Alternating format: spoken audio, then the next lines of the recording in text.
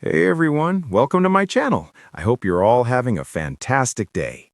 The studio lights were already on when Kelly Ripa arrived that morning, but something about her step felt different. Slower, heavier, as if the air itself resisted her. The familiar hum of cameras, the soft murmur of crew members preparing for another live broadcast usually energized her. Today, it felt distant, like a memory she was watching from the outside. Mark Consuelos walked beside her, his hand resting lightly at the small of her back. It was a gesture so subtle most people would miss it, but not those who knew them well. It was the kind of touch that said, "I'm here. I won't let you fall."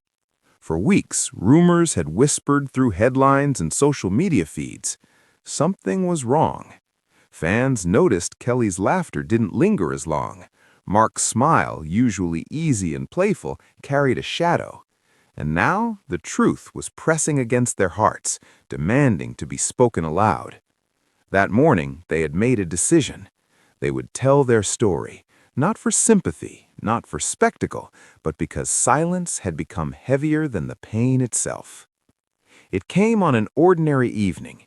Dinner dishes still sat in the sink, half-washed. The house smelled faintly of lemon soap and something warm from the oven. It should have been a quiet, forgettable night. Then the phone rang. Kelly remembered the exact sound, the way it cut through the room like glass. She remembered Mark glancing at her before she even answered, as if some instinct had already warned him. By the time the call ended, the world they knew had shifted. Devastating family news. The kind that doesn't scream at first, but settles into your bones slowly, painfully, until you realize nothing feels solid anymore. Kelly sat down at the kitchen table and stared at her hands. I can't breathe," she whispered. Mark knelt in front of her, taking her hands in his. "You don't have to right now. I'll breathe for both of us." That was the moment they understood something profound. This wasn't just a crisis.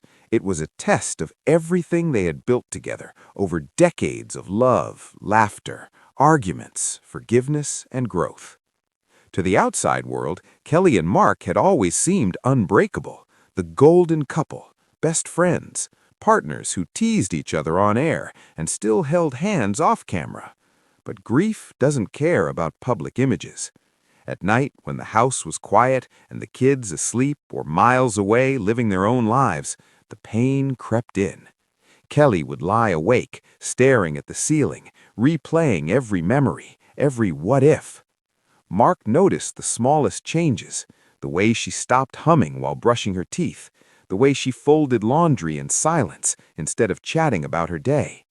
One night, he found her sitting on the bathroom floor, back against the tub, eyes red but dry, like she'd already cried all the tears she had. "I'm supposed to be strong," she said bitterly. "That's what everyone expects." Mark sat beside her, pulling her close. "No," he said firmly, "you're supposed to be honest." Those words stayed with her. Grieving in private is hard enough. Grieving while millions of eyes are trained on you is something else entirely. Kelly worried constantly about showing up on television, about smiling when her heart felt fractured, about laughing at jokes while carrying a pain that felt too big for her body. "There were days I didn't think I could walk onto that stage," she later admitted. "I didn't want to pretend. I didn't want to lie with a smile." Mark understood, in a way only someone who shared both her life and her spotlight could. He reminded her she wasn't alone, not at home, not on set, not in the world. When the cameras rolled, he would squeeze her hand just out of frame, a quiet reminder, you are not carrying this by yourself. The decision to speak out didn't come easily. They talked late into the night, sitting at the kitchen table long after the coffee had gone cold. "If we say something," Kelly said softly, "it becomes real for everyone." Mark nodded. "But it's already real for us." She looked at him then, really looked at him, and saw the same fear mirrored in his eyes. But she also saw strength and love and a kind of courage born from standing together through storms before. "Okay," she said finally, We'll tell them, our way. The day they shared their emotional confession, the studio felt unusually quiet. Even the crew sensed it. This wasn't going to be an ordinary broadcast. Kelly took a breath and spoke first. "There's something we need to talk about," she said, her voice steady but fragile. "Because life doesn't stop being real just because the cameras are on." Mark reached for her hand, and this time it wasn't hidden. They spoke of heartbreak, of receiving news that shook their family to its core, of nights filled with fear, tears, and unanswered questions. They didn't offer dramatic details, only truth. Kelly's voice broke when she said, "I thought I knew what strength was, but this taught me strength can look like asking for help." Mark added quietly, "We wanted to share this because if you're going through something painful, you should know you don't have to be perfect to be brave." There were no sound effects, no forced smiles, just silence, honesty, and two people choosing vulnerability over performance. After the confession aired, messages poured in from all over the world. People shared their own stories of loss, fear, and resilience.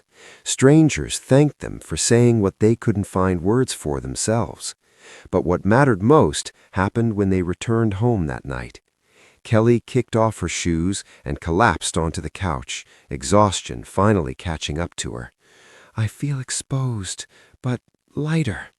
Mark sat beside her, pulling her close. "That's what truth does. It hurts, but it heals too." They didn't have answers.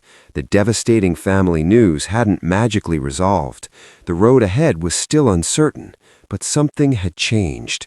They were no longer carrying it in silence.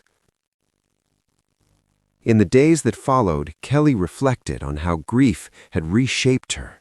It stripped away the need to always be on. It reminded her that love wasn't about fixing everything. It was about staying when things couldn't be fixed. Mark felt it too. He found himself more present, more intentional. Every ordinary moment, a shared meal, a quiet walk, a laugh that slipped out unexpectedly, felt sacred. "We're not the same people we were before," Kelly said one evening. "But maybe that's okay." Mark smiled softly. "Maybe we're becoming who we're supposed to be." Their emotional confession wasn't about fame or headlines. It was about humanity. It was about showing that even those who seem to have it all still face moments that bring them to their knees. That love doesn't eliminate pain, but it gives you somewhere safe to land when pain arrives. Kelly and Mark didn't claim to be strong every day. They didn't promise everything would be fine. What they offered instead was something far more powerful: honesty, partnership, and the courage to say, "We are hurting, but we are here, together." And in that truth, millions saw not celebrities, Mark sat but beside themselves. her, pulling her close. "That's what truth does," he said. "It hurts, but it heals too." They didn't have answers. The devastating family news hadn't magically resolved. The road ahead was still uncertain, but something had changed. They were no longer carrying it in silence. What this moment meant. In the days that followed, Kelly reflected on how grief had reshaped her. It stripped away the need to always be on. It reminded her that love wasn't about fixing everything. It was about staying when things couldn't be fixed. Mark felt it too. He found himself more present, more intentional. Every ordinary moment, a shared meal, a quiet walk, a laugh that slipped out unexpectedly, felt sacred. "We're not the same people we were before," Kelly said one evening, "but maybe that's okay." Mark smiled softly. "Maybe we're becoming who we're supposed to be."